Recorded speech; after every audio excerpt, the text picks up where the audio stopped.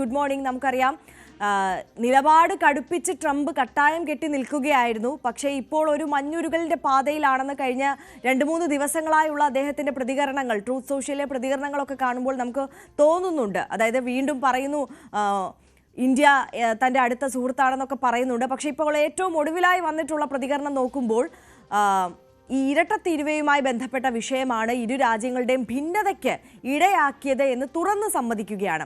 എന്താണ് വീണ്ടും ഒരു അനുനയത്തിന്റെ പാതയിലേക്ക് ട്രംപ് എത്താനുള്ള ഒരു കാരണം? എന്താണ് താങ്കൾ വിലയിരുത്തുന്നത്?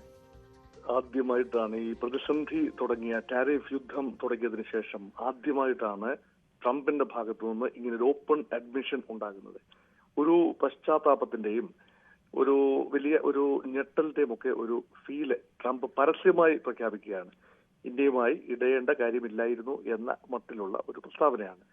പക്ഷേ ടാരിഫ് റെഗുലേറ്റ് ചെയ്യുന്നതിനെ കുറിച്ച്, ടാരിഫ് കുറച്ചുകൊണ്ട് വരുന്നതിനെ കുറിച്ചുള്ള കൃത്യമായ സൂചനകൾ ഒന്നും തന്നെ അപ്പോഴും ട്രംപ് നൽകുന്നില്ല. അതുകൊണ്ടൊരു ഫ്ലക്ച്വേറ്റിംഗ് മോഡിൽ തന്നെയാണ് കടുത്ത ആശയക്കുഴപ്പം ട്രംപിന്റെ മനസ്സിനുള്ളിലും ട്രംപിന്റെ ഉപദേശകരുടെ മനസ്സിലും ഉണ്ടെന്നുള്ളതിന്റെ സൂചന തന്നെയാണിത്. അതുകൊണ്ടാണ് G7 രാജ്യങ്ങൾ, കഴിഞ്ഞ ദിവസം G7 രാജ്യങ്ങളോട് ട്രംപ് സംസാരിക്കുന്നു.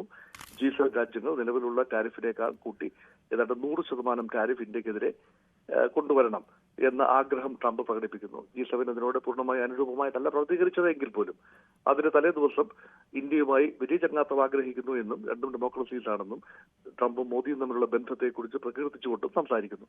അതിന് മുൻപത്തെ ദിവസമാണ് യൂറോപ്യൻ യൂണിയനിലെ രാജ്യങ്ങൾ, ആ രാജ്യങ്ങൾ കടുത്ത ടാരിഫ് ഇന്ത്യക്കെതിരെ ചുമത്തണം, കാരണം നിങ്ങളാണ് സെക്യൂരിറ്റി ത്രെട്ട് അനുഭവിക്കുന്നത്, സോവിയറ്റ് റഷ്യൻ സെക്യൂരിറ്റി ത്രെട്ട് അനുഭവിക്കുന്നത്. അതുകൊണ്ട് ഇന്ത്യയുമായി റഷ്യ നടത്തുന്ന കച്ചവടത്തിൽ നിന്നും ഇന്ത്യക്ക് ലഭിക്കുന്ന വരുമാനം, അല്ലെങ്കിൽ റഷ്യക്ക് ലഭിക്കുന്ന വരുമാനം, അത് ഉക്രൈൻ യുദ്ധത്തിന് വേണ്ടി റഷ്യ ചെലവാക്കുകയാണ്. ആത്യന്തികമായി അത് യൂറോപ്യൻ രാജ്യങ്ങൾക്ക് സുരക്ഷാ ഭീഷണിയായി വന്നു ഭവിക്കും. അതുകൊണ്ട് കടുത്ത ടാരിഫിലൂടെ ഇന്ത്യയെ റഷ്യയിൽ നിന്നും അകറ്റി നിർത്തണം. ഇതെല്ലാം പറയുന്നത് ഒരേ ആള് തന്നെയാണ്. അതുകൊണ്ടൊരു കൺസിസ്റ്റൻസി ഇല്ലാത്ത സംസാരത്തിന്റെ അവസാന ഘട്ടത്തിൽ ഇത് ഒരു ദിവസം പറയുന്നതല്ല, തൊട്ടടുത്ത ദിവസം പറയുന്നത് എന്നത്.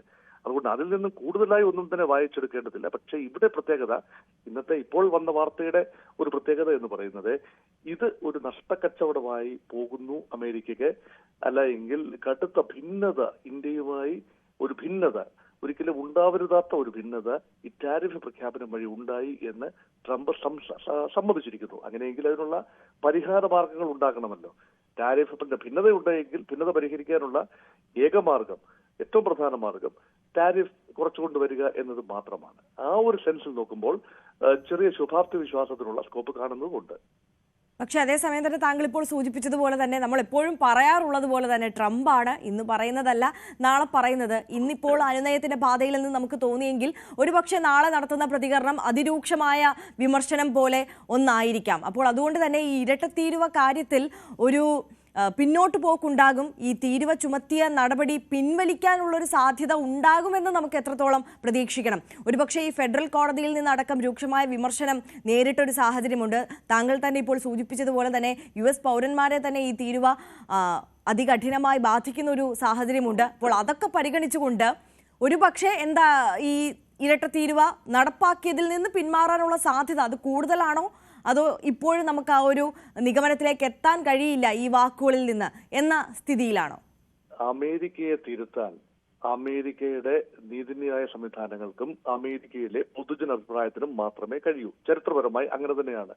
മറ്റെന്തെങ്കിലും ബാഹ്യ സമ്മർദ്ദങ്ങൾ ഉണ്ടായി എങ്കിൽ പോലും യഥാർത്ഥത്തിൽ അമേരിക്കയുടെ തിരുത്തൽ ശക്തി ഇന്റേണൽ ഡൈനമിസമാണ്. ഇവിടെ രണ്ട് കാര്യങ്ങളാണ് ശ്രദ്ധിക്കേണ്ടത്.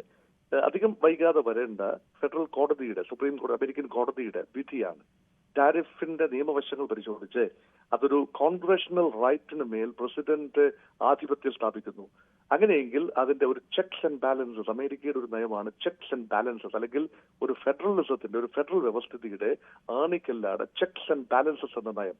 അതുകൊണ്ട് കോൺഗ്രസിന് അവകാശപ്പെട്ട അധികാരങ്ങൾ, അതായത് നിയമനിർമ്മാണ അധികാരങ്ങൾ, നികുതി ചുമത്താനുള്ള ആത്യന്തിക അധികാരങ്ങൾ, അതല്ല കോൺഗ്രസ് എന്ന പാർലമെന്റിന് അവകാശപ്പെട്ട അധികാരങ്ങൾ അമേരിക്കൻ പ്രസിഡന്റ്, അതായത് എക്സിക്യൂട്ടീവ് കടമെടുക്കുന്നുവെങ്കിൽ അതിനെ ബാലൻസ് ചെയ്യാൻ, എക്സിക്യൂട്ടീവ് പവറിനെ കർട്ടേൽ ചെയ്യാനും അങ്ങനെ സിസ്റ്റം ബാലൻസ് ചെയ്യാനും ശ്രമിക്കേണ്ടത് കോടതിയാണ്. അതിന്റെ ഭാഗമായിട്ടാണ് കോടതിയിൽ ഇത് വിധിയെത്തുകയും കീഴ്ക്കോടതിയിൽ ട്രംപിന് എതിരായ, ടാരിഫിനെതിരായ ഒരു വിധി വരികയും അത് ഇപ്പോൾ ഫ്രീസ് ചെയ്തിരിക്കുകയാണ്. ട്രംപിന്റെ ടാരിഫ് വേണ്ട എന്നല്ല പറയുന്നത്, അത് ആത്യന്തികമായി സുപ്രീം കോടതി ശരിവെച്ചു കഴിഞ്ഞാൽ ട്രംപിന് പിന്നോട്ട് പോകേണ്ടി വരും.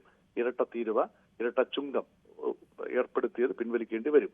അതാണ് ഒരു സാധ്യത. രണ്ടാമത്തെ സാധ്യത, ഇപ്പോൾ അമേരിക്കയുടെ മാക്രോ എക്കണോമിക് ഫണ്ടമെന്റൽസ് മെച്ചപ്പെട്ടു വരികയാണ് എന്നാണ് കണക്കുകൾ സൂചിപ്പിക്കുന്നത്. അതുകൊണ്ട് കടുത്ത ടാരിഫ് ചുമത്തുമ്പോൾ അമേരിക്കയുടെ സമ്പദ് വ്യവസ്ഥ, ആഭ്യന്തര ധനസമാഹരണം അത് മെച്ചപ്പെടുന്നു എന്ന ഒരു നിരീക്ഷണമാണ് പൊതുവേ ഉള്ളത്. അതിന്റെ കണക്കുകളും അങ്ങനെ തന്നെയാണ് സൂചിപ്പിക്കുന്നത്. പക്ഷെ അത് താൽക്കാലികം മാത്രമാണ്. ആത്യന്തികമായി അമേരിക്കയ്ക്ക് വലിയ സ്ട്രെയിനാണ് ഉണ്ടാക്കുന്നത്. കടുത്ത തൊഴിൽ നഷ്ടം ഉണ്ടാകാനുള്ള സാധ്യതയുണ്ട്. വലിയ തോതിലുള്ള കുടിയിറക്കം അമേരിക്കയിൽ നിന്നുണ്ടായാൽ cheap labour will not be available. അങ്ങനെയെങ്കിൽ വലിയ രീതിയിലുള്ള കൂലി ഉണ്ടാകും അമേരിക്കയിൽ. അങ്ങനെയെങ്കിൽ റിട്രെഞ്ച്മെന്റ് വൻതോതിലുണ്ടാകും, ഉൽപാദന നഷ്ടമുണ്ടാകും. അവിടെ പ്രൊഡക്ഷൻ വലുതായി ഇല്ലാതെ വരുമ്പോൾ വലിയ രീതിയിലുള്ള തൊഴിൽ നഷ്ടങ്ങളും അത് മാത്രമല്ല വിലക്കയറ്റങ്ങളും. ടാരിഫ് ഏർപ്പെടുത്തുന്നതുകൊണ്ട് സംഭവിക്കുന്നത് ഇന്ത്യയിൽ നിന്നുൾപ്പെടെയുള്ള ഗുഡ്സിന് പകരം ഗുഡ്സ് ഇല്ലാതെ വരുമ്പോൾ ഡിമാൻഡ് ഹൈ ആകും, സപ്ലൈ വളരെ കുറവാകും. അങ്ങനെ വരുമ്പോൾ പ്രൈസസ് വളരെ ഹൈ ആകും. അത്യധികമായി അത് അമേരിക്കയിൽ ഒരു ഇൻഫ്ലേഷനിലേക്ക് തന്നെയാണ് നയിക്കുന്നത്. വലിയ വിലക്കയറ്റത്തിലേക്ക് അമേരിക്കയെ നയിക്കും. അങ്ങനെയെങ്കിൽ ജനത പ്രതികരിക്കും. അമേരിക്കൻ പബ്ലിക് ഒപ്പീനിയൻ തൃണവൽ ഗണിച്ചുകൊണ്ട് ഒരു രീതിയിലും പ്രസിഡന്റിന് മുന്നോട്ട് പോകാനാവില്ല. ആ ഒരു സിറ്റുവേഷൻ ഇപ്പോൾ ഇല്ലാത്തത് കൊണ്ടാണ് ട്രംപിന്റെ പ്രസ്താവന സാഹിത്യം ഇതൊന്നും ഇല്ലാതെ തന്നെ ആഭ്യന്തരമായ തിരുത്തൽ സംഭവിക്കുന്നതിന് മുൻപ് തന്നെ വിദേശ രാജ്യങ്ങളെ കൊണ്ട്, ഇന്ത്യ ഉൾപ്പെടെയുള്ള വിദേശ രാജ്യങ്ങളെ കൊണ്ട് അമേരിക്ക ആഗ്രഹിക്കുന്ന രീതിയിൽ കടുത്ത അമേരിക്കൻ പക്ഷപാതത്തോടുകൂടി തന്നെ ട്രേഡ് ഡീലുകൾ സാധ്യമാവുമോ? ഒരു കച്ചവടക്കാരനായ പക്ക ഒരു ട്രേഡറായ അല്ലെങ്കിൽ പക്ക ബിസിനസ്സുകാരനായ ട്രംപിനെ സംബന്ധിച്ചിടത്തോളം പരമാവധി പ്രതിയോഗിയെ സമ്മർദ്ദത്തിലാക്കി സമഗ്ര വ്യാപാര കരാർ ഒപ്പിടിപ്പിക്കാനുള്ള വ്യഗ്രതയിലാണ് ഇപ്പോൾ ഇങ്ങനെയുള്ള ജൽപ്പനങ്ങൾ നടത്തുന്നത് എന്നാണ് എന്റെ ഒരു നിരീക്ഷണം. ഡോക്ടർ മോഹൻ വർഗീസ്, അപ്പോൾ ഒരു കാര്യം കൂടിയുണ്ടല്ലോ, ഈ അമേരിക്ക മുന്നോട്ട് വെക്കുന്ന നിർദ്ദേശങ്ങൾ ഈ വ്യാപാര കരാറുമായി ബന്ധപ്പെട്ട് അത് ഒരു തരത്തിലും അംഗീകരിക്കാൻ ഇന്ത്യ തയ്യാറല്ല എന്നുള്ളത് നയം വ്യക്തമാക്കിയതാണ്. അത് സാധാരണക്കാരായ ഇന്ത്യൻ കർഷകരെ കെടുതിയിലാക്കിക്കൊണ്ട് അത്തരത്തിൽ ആ അമേരിക്ക മുന്നോട്ട് വെക്കുന്ന നിർദ്ദേശങ്ങളുമായി മുന്നോട്ട് പോകാൻ കഴിയില്ല എന്നുള്ളത് നയം ഇന്ത്യ വ്യക്തമാക്കി നിൽക്കുന്ന സാഹചര്യമാണ്. ഇപ്പോൾ ചർച്ചകൾ മുന്നോട്ട് പോകുന്നുണ്ട്.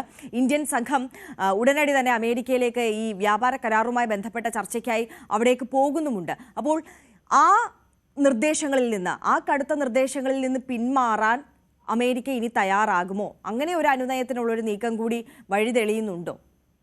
അനുനയ നീക്കമെല്ലാം തീർച്ചയായും സാധിക്കും. അഭിപ്രായം ഇരുമ്പുലകയല്ല എന്ന് ബുദ്ധിമാന്മാർ മുൻപ് തന്നെ പറഞ്ഞു വെച്ചിട്ടുണ്ട്. അഭിപ്രായങ്ങളൊക്കെ മാറും, ദേശീയ താല്പര്യങ്ങൾ മാറില്ല. പക്ഷേ നയങ്ങൾക്ക് ചെറിയ രീതിയിലുള്ള മാറ്റമുണ്ടാകാം. കാരണം ദേശീയ താല്പര്യം, അമേരിക്കയുമായി വീണ്ടും വ്യാപാര ബന്ധം തഴച്ചു വളരുന്നത് ദേശീയ താല്പര്യമാണ്. നമ്മുടെ സമ്പദ് വ്യവസ്ഥയ്ക്ക് അത് അനിവാര്യമാണ് എന്നാണ് എങ്കിൽ ചെറിയ രീതിയിലുള്ള നയം മാറ്റത്തിന് ഇന്ത്യയും തയ്യാറാവും. കാർഷിക മേഖലയിൽ പൊതുവായി ജനിതക വ്യതിയാനം വരുത്തിയ വിത്തിനങ്ങൾ ഇവിടെ കൊണ്ടുവന്ന് ഡംപ് ചെയ്യുന്നത് ഒരു രീതിയിലും അംഗീകരിക്കപ്പെടാൻ സാധ്യതയില്ല. അതുപോലെ അമേരിക്കൻ ഡയറി പ്രോഡക്ട്സ്, പാലുൽപ്പന്നങ്ങൾ ഇന്ത്യയിൽ വിറ്റഴിക്കുന്നതിന് യാതൊരു രീതിയിലും വാതിലുകൾ തുറക്കാനുള്ള സാധ്യതയില്ല. എന്നാൽ മറ്റു ചില കൃഷിയുമായി ബന്ധപ്പെട്ട ചില ടെക്നോളജി ട്രാൻസ്ഫർ ഉൾപ്പെടെയുള്ള ഉപകരണങ്ങൾ, അങ്ങനെയുള്ള കാര്യങ്ങളിൽ ഒരുപക്ഷെ കൊടുക്കൽ വാങ്ങലുകൾ ഉണ്ടാവാനുള്ള സാധ്യത പൂർണ്ണമായി തള്ളിക്കളയാനാവില്ല. കാരണം കൃഷി എന്ന് പറയുന്നത് പ്രൈമറി സെക്ടറിലെ വലിയൊരു വിഭാഗമാണ്. അതിന്റെ പല ഉപവിഭാഗങ്ങളിലും കച്ചവട സാധ്യത ഇപ്പോഴും തുറന്നു നിൽക്കുന്നു. റഷ്യയുമായുള്ള എണ്ണ വ്യാപാരമാണല്ലോ വലിയ തർക്ക വിഷയമായത്. അതാണ് ഇപ്പോഴത്തെ പ്രതിസന്ധിക്ക് കാറ്റലിസ്റ്റായി മാറിയത്. ആ എണ്ണ വ്യാപാരത്തിൽ ചെറിയ കുറവുകൾ വരുത്തുകയും ഇന്ത്യ ചെറിയ രീതിയിലെങ്കിലും അമേരിക്കയിൽ നിന്നോ മറ്റു രാജ്യങ്ങളിൽ നിന്നോ കൂടുതലായി എണ്ണ വാങ്ങുകയും ചെയ്താൽ ഓവർ ഡിപെൻഡൻസ് ഓൺ റഷ്യ അല്ലെങ്കിൽ റഷ്യ ഇന്ത്യ ബന്ധങ്ങളിൽ എണ്ണ വ്യാപാരത്തിൽ ഇപ്പോൾ ഇന്ത്യ വാങ്ങുന്നതിൽ 38% ഹൈഡ്രോ കാർബൺ റിക്വയർമെന്റും വരുന്നത് റഷ്യയിൽ നിന്നാണ്. അത് കേവലം 3 വർഷം കൊണ്ടാണ് ഏതാണ്ട് നിയർ സീറോയിൽ നിന്നും 38% വളർന്നത്.